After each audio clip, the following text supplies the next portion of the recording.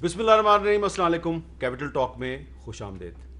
Opposition जमातों की तरफ से कल पाकिस्तान डेमोक्रेटिक मूवमेंट के नाम से एक नया सियासी इत्तेहाद तश्कील दिया गया है, जिसने कि अगले महीने से हुकूमत के खिलाफ तहरीक चलाने का ऐलान किया है। लेकिन कल ये जो अपोजिशन जमातों का इत्तेहाद था, इसमें मौलाना फजलुर रहमान और पीपल्स पार्टी के दरमियान इख्तलाफ भी जो है वो खुलकर सामने आ गया। अब सवाल ये पैदा होता है कि एक तरफ इख्तलाफ पूरी कौम ने अपनी आंखों से देख लिया, दूसरी तरफ ये इत्तेहाद कह रहा है कि हम अगले महीने से तहरीक भी शुरू कर रहे हैं। तो क्या वाकई ये नया अपोजिशन इत्तेहाद हुकूमत के लिए कोई मसाइल पैदा कर सकता है, कोई दबाव डालने में कामयाब हो सकेगा? और इन्होंने कहा है हम जनवरी में इस्लामाबाद की तरफ लॉन्ग मार्च करेंगे। तो क्या हुकूमत इस इत्तेहाद को लॉन्ग मार्च की इजाज़त देगी? बहुत ही अहम मामलात हैं। गुफ्तगू के लिए हमारे साथ मौजूद हैं वो साहब, वफाकी वज़ीर तालीम हैं, और उनके साथ मौजूद हैं जनाब एहसन इकबाल साहब, जो कल इस इत्तेहाद की जो प्रेस कॉन्फ्रेंस है उसमें भी मौजूद थे, मीटिंग में भी मौजूद थे, और साबिक वफाकी वज़ीर तालीम, साबिक वफाकी वज़ीर दाखिला। बहुत बहुत शुक्रिया। बड़ा ही सिंपल सवाल है शफकत साहब, वो कह रहे हैं, अपोजिशन कह रही है हम अक्टूबर से जलसे जुलूस शुरू करेंगे और फिर दिसंबर में मुजाहरे शुरू कर देंगे और जनवरी में हम इस्लामाबाद की तरफ लॉन्ग मार्च करेंगे, जैसे आपने भी किया था 2014 में इस्लामाबाद की तरफ लॉन्ग मार्च। तो क्या आप अपोजिशन को इस्लामाबाद की तरफ लॉन्ग मार्च की इजाज़त देंगे?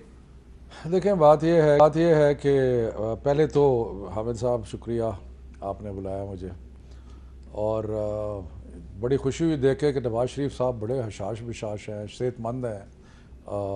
बड़ा इन्होंने फ़िक्र डाला हुआ था हमें नून लीग ने कि जैसे अभी ऑपरेशन हुआ, अभी ये हुआ, अभी वो हुआ, तो इसका वो तो 1 घंटा उन्होंने तकरीर की, तो वो तो बड़ा सेहतमंद आदमी दे सकता है। तो ऐसे ही इन्होंने अपने लीडर के बारे में अफवाहें छोड़ी हुई थी कि उनकी सेहत अच्छी नहीं है, और अब अदालतों को देखना पड़ेगा कि जिस तरीके से उन्होंने उनको भेजा था कि वो सेहत का सारा। बहरहाल देखें, बात यह है कि ये 200 मेंबर तो इकट्ठे नहीं कर सकते हाउस के अंदर जब कोई वोटिंग होती है या कुछ होता है। तो लॉन्ग मार्च इन्होंने क्या करनी है?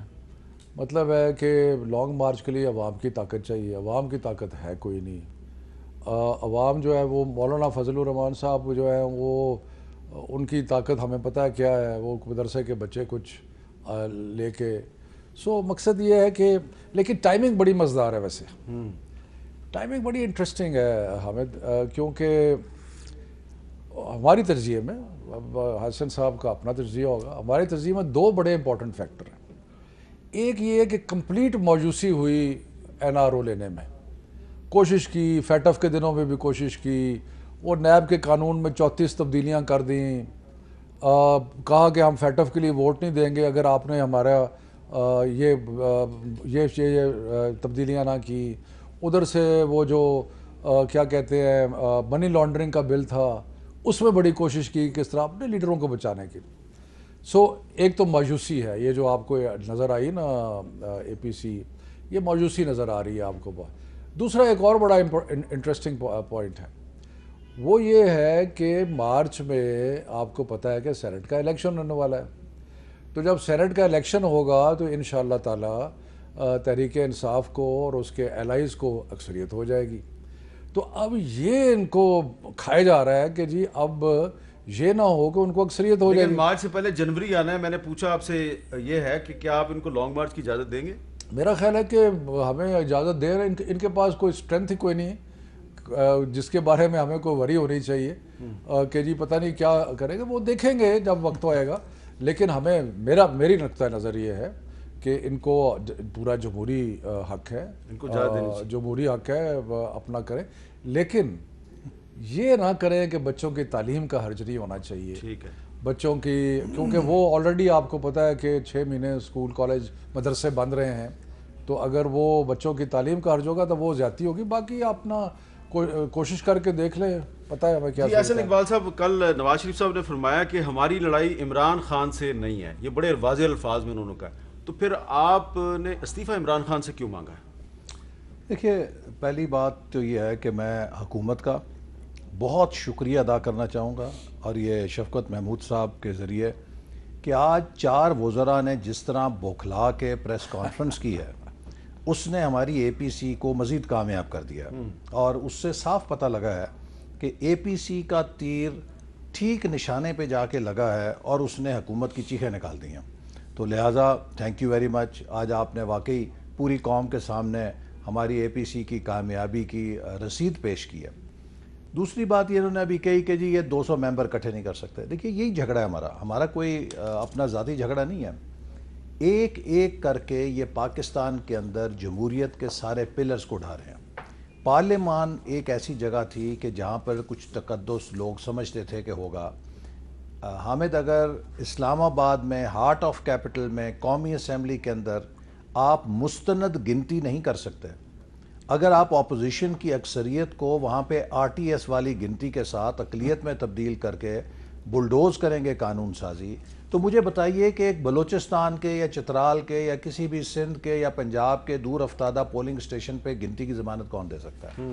اور ہمارے لیے یہ کہہ سکتے تھے جب ہم نے متعدد بار چیلنج کیا کہ ری کاؤنٹنگ کر لیں. ہم تو اس حد تک گئے کہ آپ ہاؤس کی ڈویژن کر لیں تاکہ دودھ کا دودھ پانی کا پانی ہو جائے. اگر اپوزیشن جھوٹا کلیم کر رہی تھی وہاں پہ ہاؤس کی ڈویژن ہو جاتی، چلو آدھا گھنٹہ لگتا، لیکن اتنی بڑی چپیڑ پڑنی تھی ایک اپوزیشن کے منہ پہ کہ اپوزیشن شاید کسی کو منہ دکھانے کے قابل نہ رہتی. دیکھیے یہ ان کی اصلیت ہے، یہ اقلیت میں ہے اور یہ پٹ گئے اور شور مچا رہے ہیں. اسپیکر نے ری کاؤنٹ نہیں ہونے دیا. حتیٰ یہ کہ وہاں پہ جو ایڈوائزر تھے ان کے جو ووٹ نہیں ڈال سکتے وہ بھی کھڑے تھے کاؤنٹنگ کے وقت، اور ان کو بھی بیچ میں شامل کیا گیا اور دھاندلی کے ذریعے حکومت کی اقلیت کو اکثریت بنایا گیا اور پارلیمنٹ. لیکن پھر بھی آپ کے 31 ممبر تو مسنگ تھے نا، یہ تو مانے ان کے بھی مسنگ تھے. اس کے باوجود ہم اکثریت میں تھے، اس کے باوجود ہم اکثریت میں تھے، اور اسی لیے انہوں نے ری کاؤنٹنگ نہیں ہونے دی. تو لہٰذا 200 ممبرز کا ہمیں تانا نہ دیں، ہمیں پتہ ہے کہ آپ کے 200 ممبر کہاں سے آئے. دوسری بات انہوں نے کہی کہ عوام کی طاقت نہیں ہے، لانگ مارچ ان کا کیا ہوگا.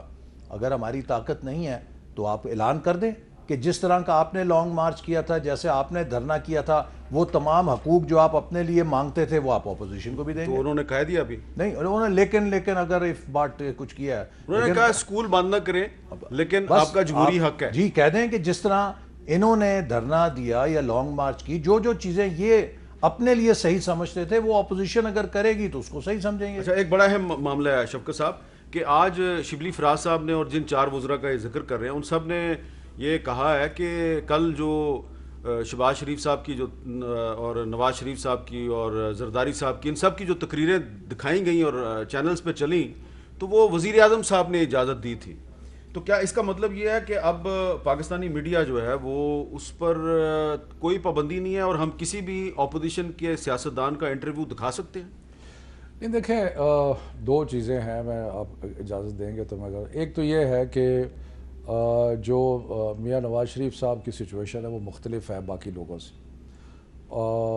مختلف اس لحاظ سے ہے کہ وہ نہ صرف کہ کنوکٹڈ ہیں بلکہ وہ ابسکانڈر ہیں، یعنی کہ مفرور ہیں، وہ بھاگے ہوئے ہیں اور کورٹ نے ان کے وارنٹ گرفتاری جاری کی ہوئے ہیں. تو موریلٹی کے حساب سے اگر دیکھا جائے کہ جو شخص پاکستان کے قوانین سے مفرور ہے، بھاگا ہوا ہے، فراری ہے، جس کے وارنٹ گرفتاری جاری ہوئے ہیں، کیا اس کو میڈیا پہ آنے کی اجازت ہونی کل نواز شریف صاحب نے یہی کہا کہ مشرف کے بارے میں بھی یہی معاملات ہیں. مشرف کے تو ان کے زمانے میں گیا تھا نا جی، اس کا ہمارے سے کیا حساب نہیں، لیکن اس کے انٹرویوز تو ابھی بھی چلتے ہیں، ہمارے سے کیا پوچھتے ہیں. بہرحال دوسرا مجھے ہمیں بڑا افسوس ہوا. مشرف اور طرح کا اشتہاری ہے، دو نواز ریزن، شریف اور طرح کا آپ کی باری بھی آتی. 2 ریزنز کی وجہ سے مجھے بڑا افسوس ہوا. جس طریقے سے ہمارے اداروں کو اٹیک کیا گیا، اور صرف فوج کو نہیں اور کوئی انڈیویجول کو نہیں، فوج کو بطور ادارہ اٹیک کیا گیا اور جوڈیشری کو بھی اٹیک کیا گیا. صرف ایک نہیں تھا، 2 اداروں کو اٹیک کیا گیا. اور افسوس اس بات کا ہے کہ اس وقت ابھی بھی ہمارے بچے جو ہیں شہید ہو رہے ہیں، ینگ فوجی جو ہیں. ہندوستان کل سے بغلے میں جا رہا ہے. اگر آپ انڈین میڈیا دیکھیں، اور آپ نے ضرور دیکھا ہوگا، وہاں پہ اگر کوئی خبر چل رہی ہے تو وہ یہ چل رہی ہے. کیوں چل رہی ہے؟ کہ ان کا بھی تو یہی نیریٹو ہے.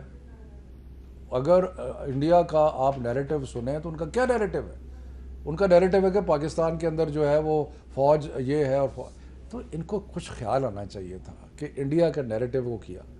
اس کے بعد یہ بھی پرواہ نہیں کی کہ بچے شہید ہو رہے ہیں. اور بالکل بھول گئے کہ جناب کی ابتدا جنرل جیلانی سے ہوئی, جنرل ضیاء الحق سے ہوئی.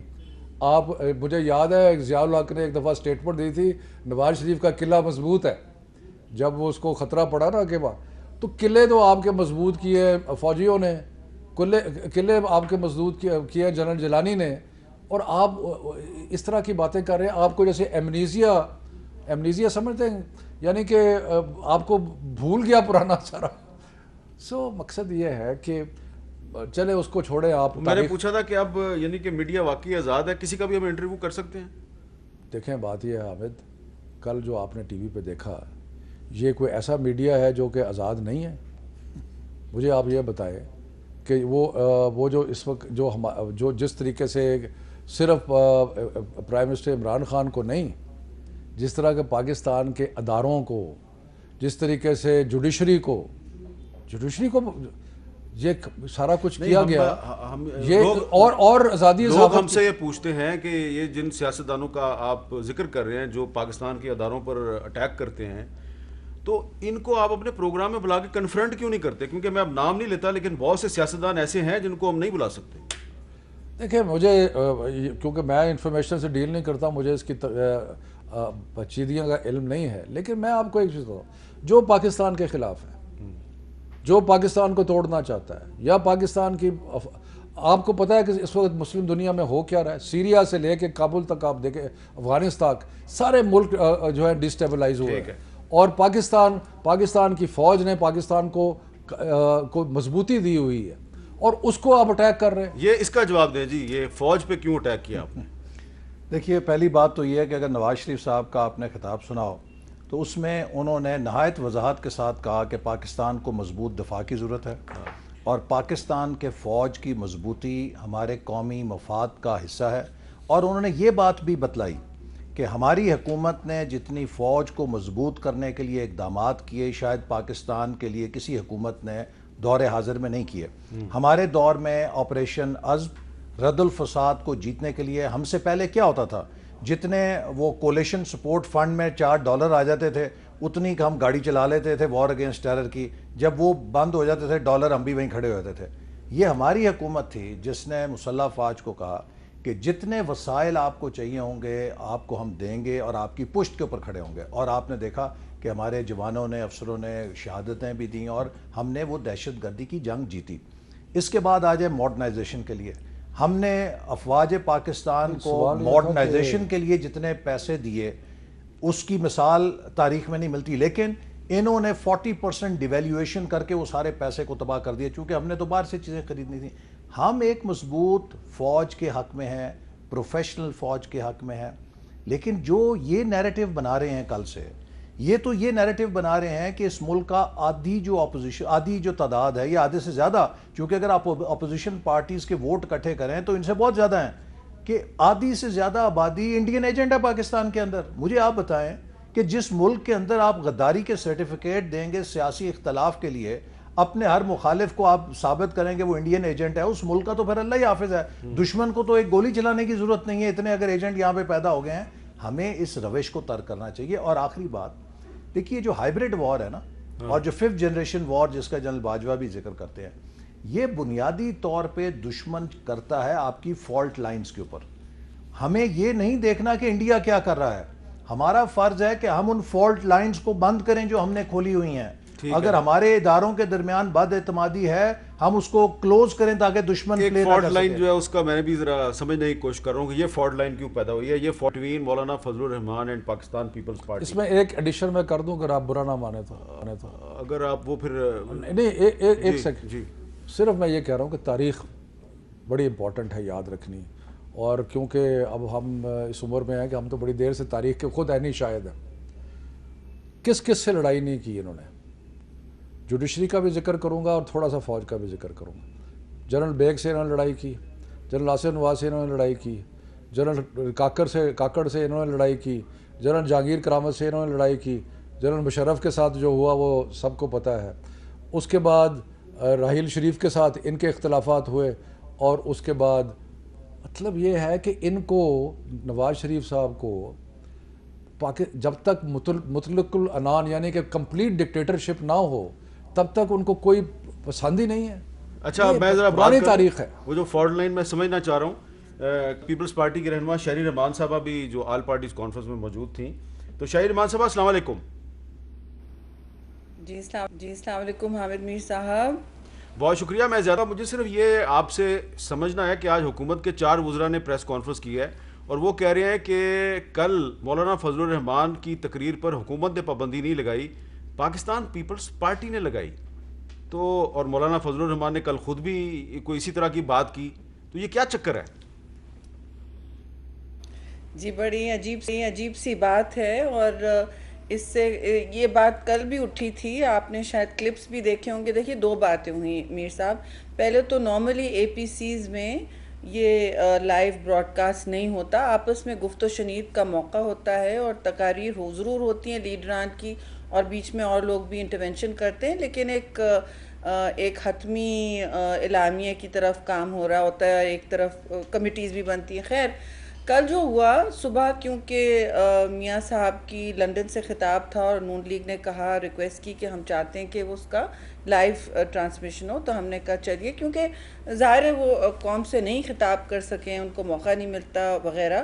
اور بالکل تو پھر ہم نے موضوع سمجھا کہ جو کھانے سے پہلے، نماز کی بریک سے پہلے جو براڈ تقاریر ہوں گی ڈسکشن سے پہلے، وہ براڈ کاسٹ ہو سکیں گی. ہم نے لائیو فیڈ اپنی طرف سے دی ہوئی تھی، نون لیگ کو بھی دے دی، اپنی بھی، پھر زرداری صاحب کی چلی، پھر مختصراً ویلکم بلاول بھٹو زرداری کا بھی اور شہباز شریف کا بھی ایز لیڈر آف اپوزیشن آپ نے دیکھا.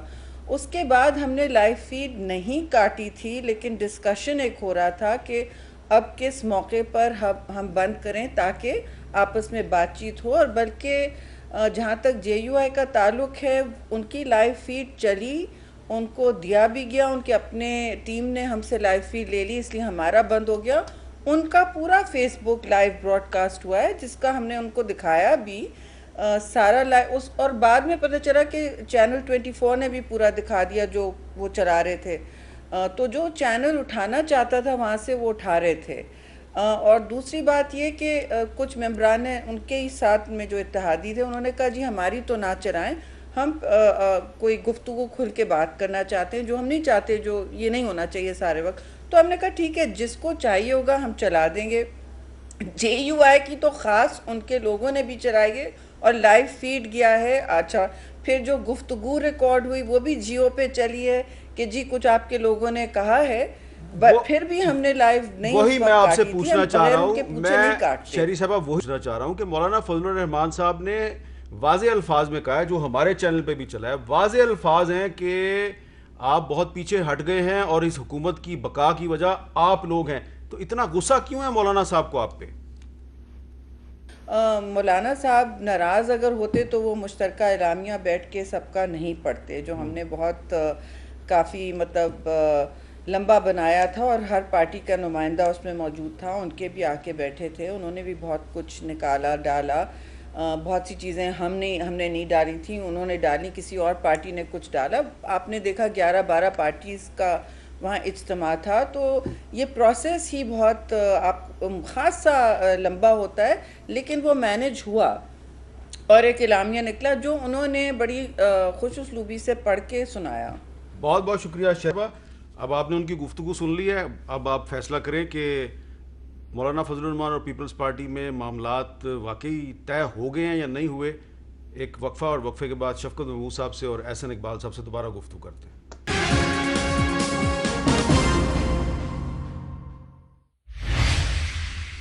کیپٹل ٹاک میں خوش آمدید. شفقت محمود صاحب، جتنی بھی تنقید کریں ہم اپوزیشن پہ، لیکن یہ بات تو ماننے والی ہے کہ جو آخری جو پارلیمنٹ کا مشترکہ اجلاس تھا اس میں انہوں نے آپ کے ساتھ تعاون نہیں کیا، لیکن اس سے پہلے تو یہ ایف اے ٹی ایف کے بلوں پہ آپ کے ساتھ تعاون کر رہے تھے. اب انہوں نے کل یہ اعلان کیا کہ آج کے بعد ہم پارلیمنٹ میں حکومت سے تعاون نہیں کریں گے. تو آپ کو قانون سازی میں مشکل نہیں ہوگی؟ دیکھیں، پہلی تو بات یہ ہے کہ جہاں پہ قومی مفادات اتنے واضح ہوں جس طرح فیٹف ہے، تو ہمیں امید ہوگی کہ آئندہ بھی اس کو مل کے کریں گے. لیکن اگر یہ قومی مفاد کے خلاف جائیں گے اور نہیں کرنا چاہیں گے تو پھر میں کیا کہہ سکتا ہوں؟ پھر اس کا مطلب یہ ہے کہ سیاست تو صرف اس بات کی ہوئی نا کہ اقتدار ملے، کرسی ملے، اور اس کے لیے سب کچھ کرنے کے لیے تیار ہیں. اور انشاءاللہ فروری میں الیکشن ہے سینٹ کا، اور اس کے بعد انشاءاللہ ہمیں فروری میں نہیں، مارچ میں. نہیں، مارچ میں تو اوتھ لیتے ہیں. الیکشن مارچ میں. الیکشن چلیں، اوکے چلیں، ایک 10 دن اور آگے کر لیتے ہیں. یہ 10 دن بڑے امپورٹنٹ ہے. چلے جو الیکشن ہو جائے. لیکن میرا خیال ہے کہ میں ابھی بھی سمجھتا ہوں احسن اقبال صاحب جیسے بڑے اچھے لوگ اپوزیشن میں ہیں، جو محب وطن بھی ہیں. تو لیکن انہوں نے جو کل اعلامیہ جاری کیا ہے احسن اقبال صاحب، اس اعلامیہ کا اس سے پہلے کتنی دفعہ یہ کہہ چکے ہیں اور کتنی دفعہ. لیکن میں تو یہ بار بار پڑھوں گا، آپ جب بھی قومی مفاد کے نام پہ حکومت کے ساتھ تعاون کریں گے، میں کل جو آپ کا اعلامیہ جاری ہوا ہے اس کا نقطہ نمبر 13 اٹھا لوں گا، جس میں آپ کہہ رہے ہیں کہ آپ کا آج کے بعد ربڑ سٹیمپ پارلیمنٹ سے اپوزیشن کوئی تعاون نہیں کرے گی. تو آپ جاتے کیوں ہیں ربڑ سٹیمپ پارلیمنٹ میں؟ دیکھیے، جیسے آپ نے دیکھا کہ ہم نے اعلامیے میں یقیناً کہا ہے کہ تمام آپشنز ہمارے سامنے ہیں، اور اس ربر سٹیمپ کو اس غلامی سے آزاد کرانا بھی ہمارے فرائض میں شامل ہے. اور ربر سٹیمپ سدا ربر سٹیمپ تو نہیں رہ سکتی نا.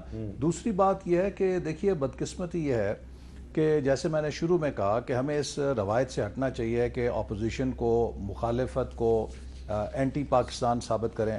ہم نے فیٹف کے اوپر جتنا پاکستان کے مفاد میں قانون سازی تھی سب پہ تعاون کیا، اور اس کا ثبوت یہ ہے کہ وزیر خارجہ نے لیڈر آف اپوزیشن کو خط لکھا. میں آپ سے 100% اتفاق کرتا ہوں کہ کسی کو بھی اپوزیشن کی حب الوطنی پہ شک نہیں کرنا چاہیے، لیکن آپ نے جو کل اعلامیہ جاری کیا ہے اس کا جو نقطہ نمبر 7 ہے، یہ سلیکٹڈ حکومت سقوط کشمیر کی ذمہ دار ہے، مقبوضہ جموں کشمیر کی خصوصی آئینی حیثیت کا خاتمہ، اقوام متحدہ کی سلامتی کونسل کی متعلقہ قراردادوں اور عالمی قانون کے منافی مودی سرکار کا عمل پاکستان کی موجودہ کٹ پتلی حکمرانوں کی ملی بھگت کا شاخسانہ ہے. آپ کہہ رہے ہیں یہ مودی کے ساتھ انہوں نے ملی بھگت کی ہوئی ہے. دیکھیے میں پہلی بات آپ کو کر دوں فیٹف والی.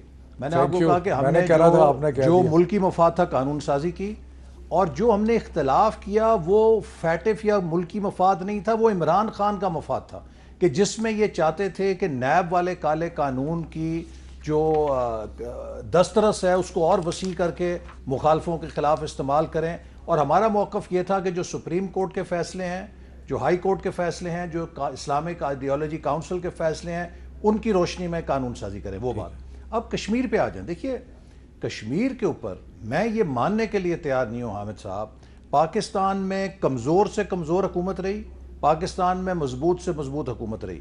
کبھی بھارت نے جرت نہیں کی تھی کہ وہ کشمیر کی متنازع حیثیت کو تبدیل کر سکے.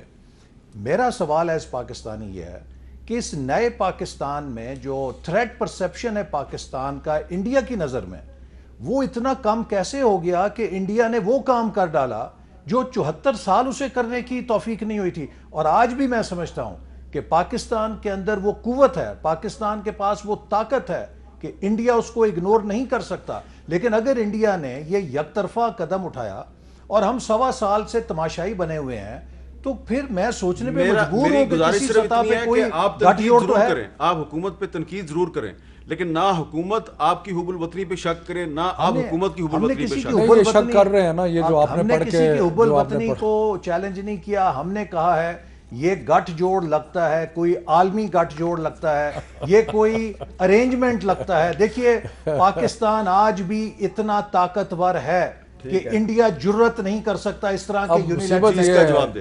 اس کا مصیبت یہ ہے کہ میں نہیں چاہتا تھا، لیکن آپ جس طرح کے الزام لگا رہے ہیں، غدار ہمیں کہہ رہے ہیں، تو مجھے کہنا پڑتا ہے کہ نواز شریف صاحب جب دلی گئے انہوں نے حریت سے ملنے سے انکار کر دیا اور اپنے بزنس پارٹنر کو ساتھ ملاقات کی. اس کے بعد مری میں اپنے بزنس پارٹنرز اور خفیہ میسیجنگ جو ہے وہ مودی کے ساتھ ہوئی، اور اس کے بعد مودی جو ہے ان کے گھر لاہور پہنچ گیا.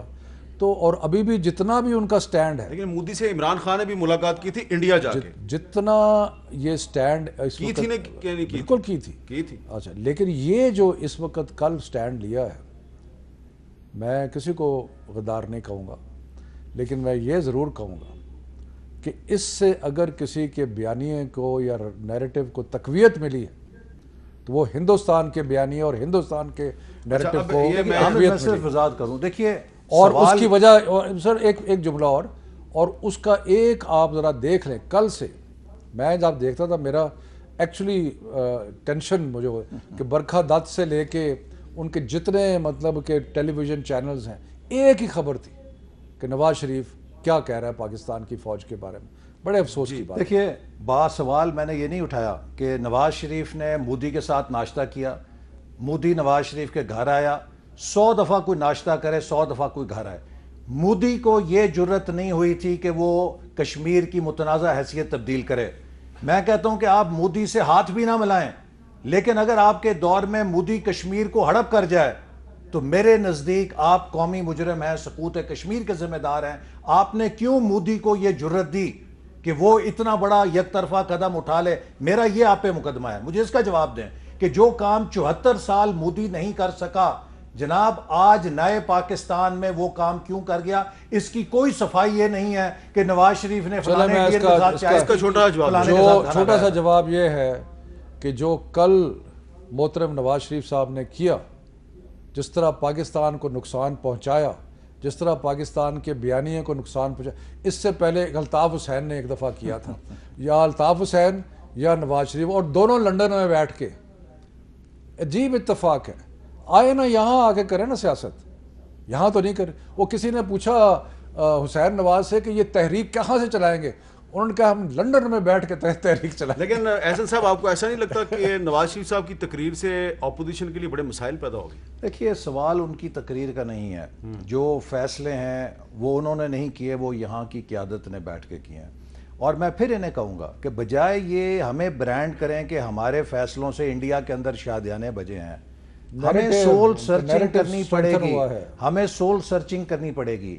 یہ پاکستان 72 سال بعد بھی اگر ہم یہاں پہ تجربے کر رہے ہیں، ہم یہ واضح نکال رہے ہیں کہ صدارتی نظام بنے گا، غیر صدارتی نظام بنے گا، چوتھا مارشل لا لگے گا، کیا ہوگا، تو یہ ہم پاکستان کے ساتھ دشمنی کر رہے ہیں. صدارتی نظام مانتے ہیں آپ؟ بالکل نہیں مانتے جی. تو اس لیے شفقت محمود صاحب نے صدارتی نظام کو مسترد کر دیا ہے، احسن اقبال صاحب نے مسترد کر دیا، اور اس ناچیز نے بھی اس کو مسترد کر دیا ہے. ایک وقفے کے بعد دوبارہ ملتے ہیں.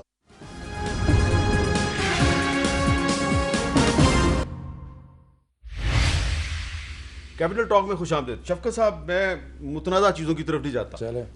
یہ جو اعلامیہ ہے کل کا، اس میں کچھ ایسی چیزیں ہیں جو میرا خیال ہے اس پر آپ کو بات کرنی چاہیے. نقطہ نمبر 23 اجلاس 22 اجلاس حکومت کی اعلیٰ تعلیم کے بجٹ میں کٹوتی کی مذمت کرتا ہے. مطالبہ کیا جاتا ہے پاکستان کی جامعات کی مالی مدد بحال کی جائے، میں اضافہ کیا جائے اور فیسوں میں اضافہ واپس لیا جائے. دیکھیں اس کے اندر دو چیزیں ایسی ہیں جو جس کے بارے میں کامنٹ کروں گا. پہلی تو بات یہ ہے کہ یہ فیکچولی غلط ہے. اچھا. کیونکہ جو احسن صاحب کی حکومت میں جتنے ایلوکیشن کی گئی تھی اس میں سے 18 بلین میکسیمم خرچ ہوا تھا ڈیولپمنٹ سائڈ. پچھلے سال ہم نے 29 ارب روپیہ ڈیولپمنٹ پہ خرچ کیا، تو 11 ارب روپیہ زیادہ یونیورسٹیز میں اور ہائر ایجوکیشن میں ڈیولپمنٹ پہ خرچ ہوا. دوسرا احسن صاحب کیونکہ اکانومسٹ بھی ہیں اور اکنامکس کو سمجھتے ہیں کہ اس وقت اگر ہم نے اور فیسوں میں اتنا اضافہ نہیں ہوا جتنا یہ کہا گیا، لیکن ہمیں یہ ضرورت ہے کہ ہم جو نہیں پے کر سکتا اس کو ہم اسکالرشپ دیں. پاکستان کی تاریخ میں پہلی دفعہ احساس پروگرام کے تحت 50,000 اسکالرشپس جو ہیں وہ ہائر ایجوکیشن کے اسٹوڈنٹس کو دی گئی، لیکن جو پے کر سکتا ہے اس کو پے کرنا چاہیے. تو اس فارمولہ کے تحت میں سمجھتا ہوں کہ ہمیں آگے بڑھنا چاہیے. اور ہائر ایجوکیشن کو یہ ایک موٹا اصول ہے کہ کوئی بچہ جو ٹیلنٹڈ ہے جو وہ اس وجہ سے پیچھے نہ رہ جائے کہ اس کے پاس پیسے نہیں ہیں، لیکن جس کے پاس پیسے ہیں وہ ضرور پے کرے. جی دیکھیے پہلی بات تو یہ ہے کہ میں ان سے اختلاف کرتا ہوں کہ ڈیولپمنٹ بجٹ پہ انہوں نے زیادہ خرچ کی. چلیں اسے ایک طرف چھوڑ دیں. جو یونیورسٹیاں چلتی ہیں جس سے ان کا مالی خسارہ ہوتا ہے وہ کرنٹ بجٹ ہے، جس سے وہ تنخواہیں دیتے ہیں پروفیسروں کو، اپنے اخراجات پورے کرتے ہیں. اس میں اس بجٹ میں 7 ارب روپے گھٹائے گئے ہیں جس سے ہماری تمام یونیورسٹیاں مالی خسارے میں ہیں. اور میرے پسماندہ علاقے میں جو یونیورسٹی ہے اس میں بھی تقریباً 100% فیسوں میں اضافہ کر دیا گیا. مجھے بتائیے پشین کے اندر، نوشکی کے اندر، خزدار کے اندر، وڈ کے اندر، گوادر کے اندر، فاٹا کے اندر اور اسی طرح بے شمار پاکستان کے جو پسماندہ علاقے ہیں وہاں کے جو لوگ ہیں وہاں کتنے امیر لوگ رہتے ہیں, وہاں تو 100% غریب لوگ پڑھتے ہیں, اور ان سب کو تو scholarships ملیں گی. جب آپ یہ یونیورسٹیوں کی فیسیں بڑھائیں گے تو اس کا بوجھ ہمارے نوجوانوں پہ پڑے گا, اعلیٰ تعلیم گھٹے گی. لہٰذا جو ایک ایکول اپرچونٹی ہے کہ اس ملک کے ہر نوجوان کو, ہر لڑکے اور لڑکی کو, چاہے وہ کسی علاقے سے ہو چاہے کسی پس منظر سے ہو, اگر پبلک سیکٹر میں ہم تعلیم نہیں دے سکتے تو اور کیا کرنا ہے ہم نے حکومت میں. آپ کبھی پورا پروگرام کیجئے گا. پہلی بات یہ ہے کہ میں نے جیسے عرض کیا 50,000 اسکالرشپس دی گئی جو آج تک کبھی نہیں دی گئی. دوسری بات یہ ہے کہ ہمیں فائنینشیل ڈسپلن ہوا کیا ہوا یہ کہ ان کی حکومت میں ایک فیکلٹی یا پروفیسر کو ہائر کرتے تھے, 10 جو تھے چپڑاسی اور یہ وہ ان کو ہائر کر لیتے تھے. ریشو جو تھا بالکل چینج کر دیا. ہم نے کم نہیں کیا, ہم نے پچھلے سال 64 ارب کیا تھا, اس سے زیادہ دیا ہے اس سال. لیکن ہم یہ بھی چاہتے ہیں کہ فائنینشیل ڈسپلن ہو, اور اگر آپ کبھی کریں گے تو ہائر ایجوکیشن پہ ایک پورا پروگرام کریں اور ایسن صاحب کو بلائیں. ہم پوری ایجوکیشن, لیکن بجٹ میں جو ہائر ایجوکیشن کے لیے یونیورسٹی گرانٹس کمیشن کے لیے جو رقم تھی وہ کام نہیں ہوئی. کام ہوئی ہے نہیں, ان کا بجٹ کی کاپیاں لے آؤں گا میں آپ کے کو سامنے. کہہ رہا ہوں کہ ڈیولپمنٹ بجٹ میں 11 ارب روپیہ زیادہ خرچ کیا گیا, اور نان ڈیولپمنٹ بجٹ کو ہم نے ڈسپلن کیا اور اس میں پھر بھی اضافہ کیا. نان ڈیولپمنٹ بجٹ آپ نے گھٹا دیا ہے. میں کتاب لے آؤں گا آپ کے سامنے یار, کتاب لے آؤں گا یار آپ کے سامنے. انہوں نے 70 ارب مانگا تھا لیکن ان کو وہ جو مانگا تھا وہ نہیں دیا گیا.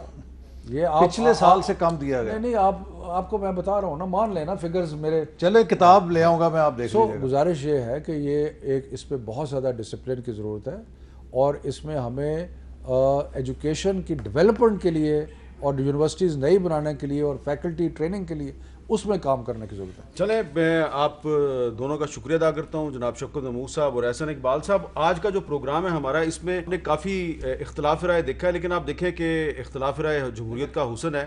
اور دیکھیں یہ جو ایک طریقہ ہے نا کہ یہ گناہ گار وہ گناہ گار, سیاستدان, ججز, فوجی, بیوروکریٹس, ہم سب گناہ گار ہیں ملک کو یہاں لانے کے لیے. جو کل نواز شریف صاحب نے تقریر کی اور ہماری اے پی سی ہے, ہم سب کو سول سرچنگ کرنی ہے, اپنی اپنی غلطیاں ٹھیک کریں اور اس ملک کو آگے لے کے جائیں. لیکن پاکستان کے اداروں کو نہ اٹیک. لیکن آپ نے بھی کہا کہ صدارتی نظام کو آپ نہیں مانتے, اے پی سی نے کہا ہے, شفقت محمود صاحب نے بھی کہا ہے, میری بھی یہی رائے ہے. لیکن سوال یہ پیدا ہوتا ہے ناظرین کہ اے پی سی نے اپنے اعلامیے میں صدارتی نظام کی مذمت اور اس کے بارے میں کمنٹ کیوں کیا ہے. اس کی وجہ یہ ہے کہ کچھ لوگ جو ہیں پاکستان میں وہ بہت بانگ دہل صدارتی نظام کا مطالبہ کرتے ہیں. ان میں سے کچھ لوگ جو ہیں وہ اس حکومت میں بھی شامل ہیں, جیسے کہ ڈاکٹر عطاء الرحمان صاحب ایک ٹاسک فورس کے سربراہ ہیں اور وہ مسلسل صدارتی نظام کا مطالبہ کر رہے ہیں. تو اگر ہم 1973 کے آئین کو صحیح طریقے سے چلا رہے ہیں تو صدارتی نظام کی کوئی ضرورت سامنے نہیں آتی. یہ 1962 میں آیا تھا, ناکام ہو چکا ہے. لہذا شفقت صاحب نے بھی مسترد کر دیا ہے, احسن اقبال صاحب نے بھی مسترد کر دیا ہے. یہ ایک پازیٹیو چیز ہے اس پورے پروگرام میں. اس پازیٹیو نوٹ پہ مجھے دی اجازت. اللہ حافظ.